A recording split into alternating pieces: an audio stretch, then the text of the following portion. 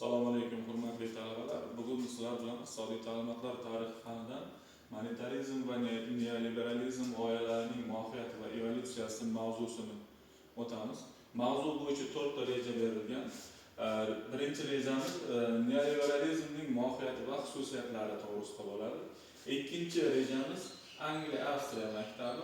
Uchinchi rejamiz Freiburg maktabi yoki orda liberalizm va to'rtinchi rejamiz Chikago maktabi yoki monetarizm xususida bugun sizlar bilan suhbatlashamiz. Demak, neoliberalizm bu davlatning iqtisodiyotga qisman aralashuvini tartibga solishi, iqtisodiyotda raqobat tamoyillari va erkin bozor qonunlarini o'rnatish muhimligini targ'ib qiluvchi iqtisodiy g'oya yoki maktab sifatida shakllangan.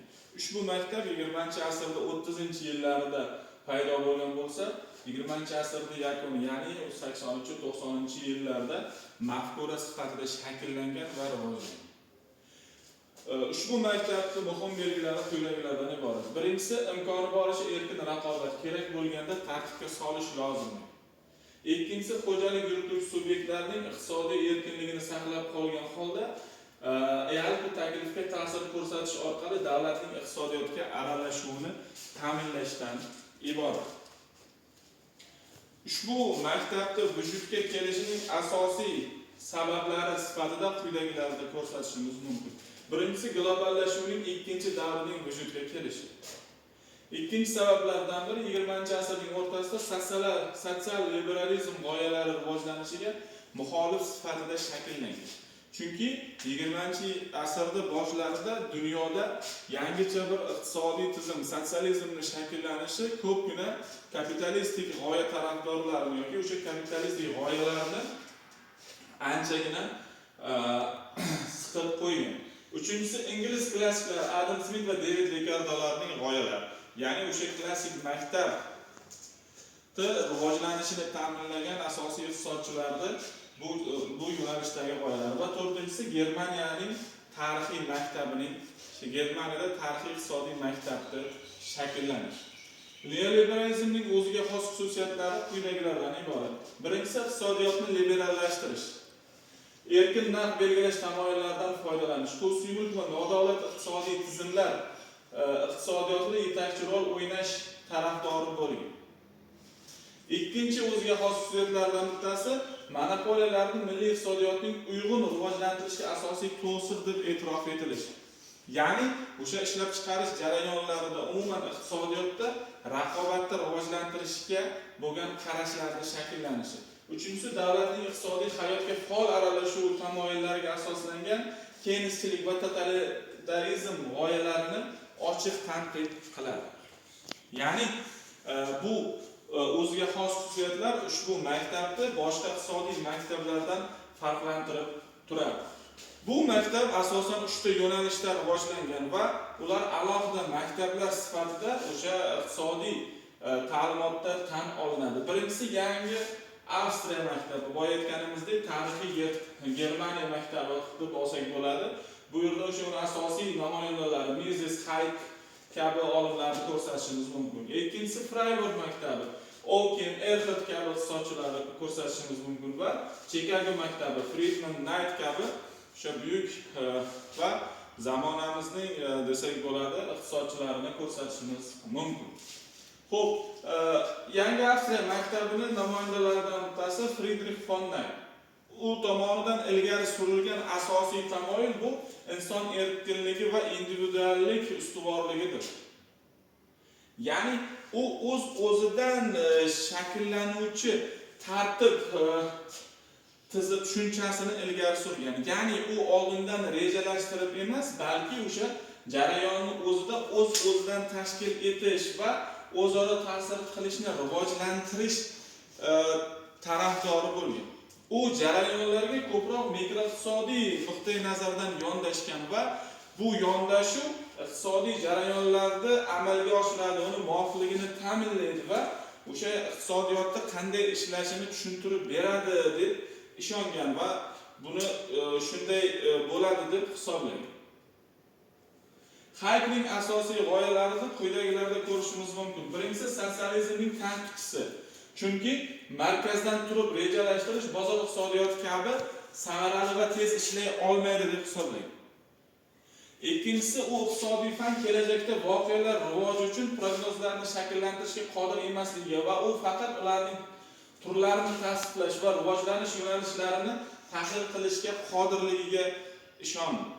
Ya'ni iqtisodiy fan kelajakda faqat voqealarning rivojini prognozini bera olmaydi, faqat ularni o'zida aks ettirib boradi deb qaragan.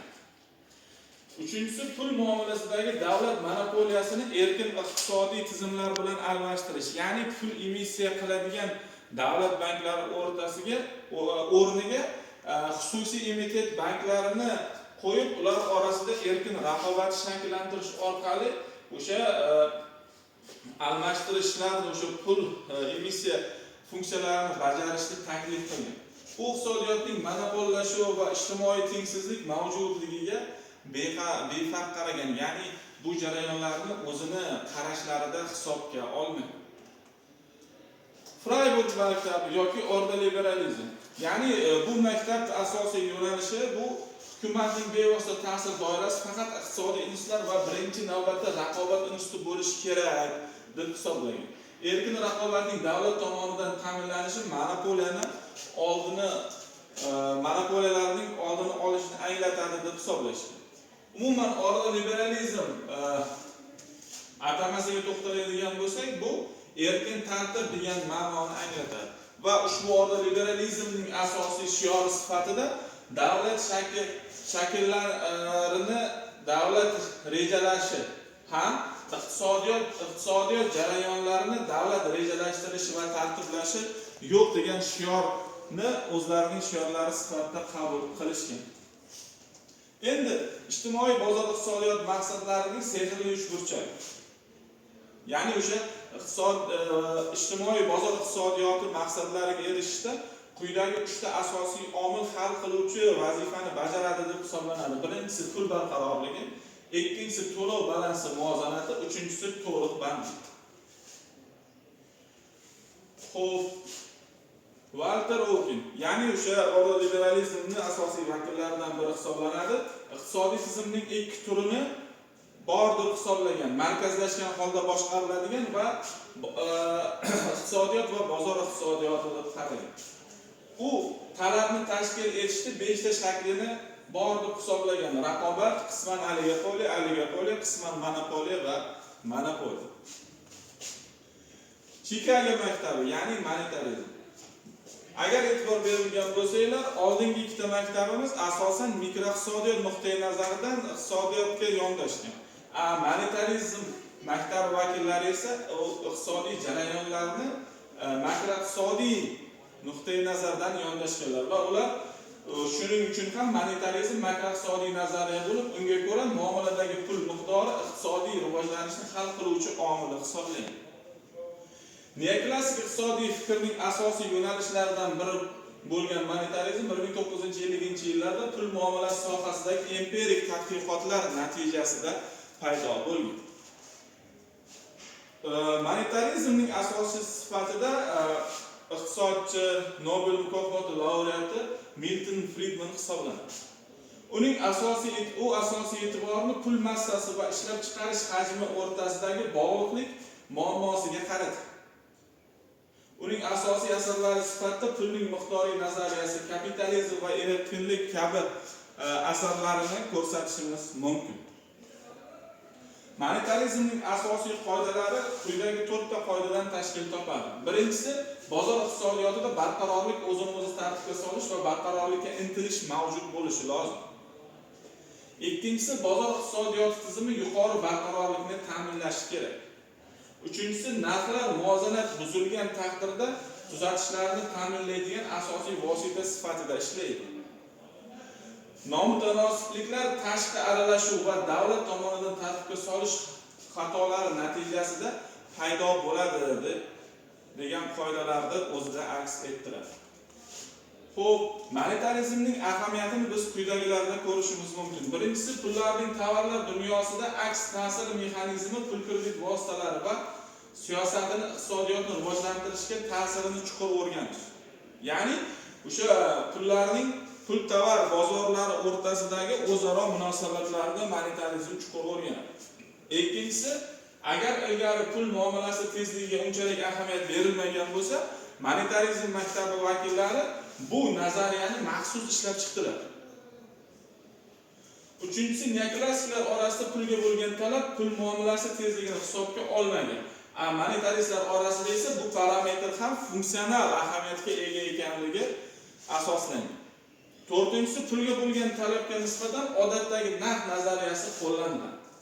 Va beshinchisi, pul kredit siyosatining asosi bo'lib xizmat qiladi. Siz bilan biz bilamizki, pul kredit siyosati, ya'ni monetar siyosat davlat makroiqtisodiy siyosatining asosiy yo'nalishlaridan biri hisoblanadi. Endi neoliberalizmning o'ziga xos liklari bilan bir qatorda o'ziga xos kamchiliklari va o'ziga xos ijobiy tomonlari ham mavjud.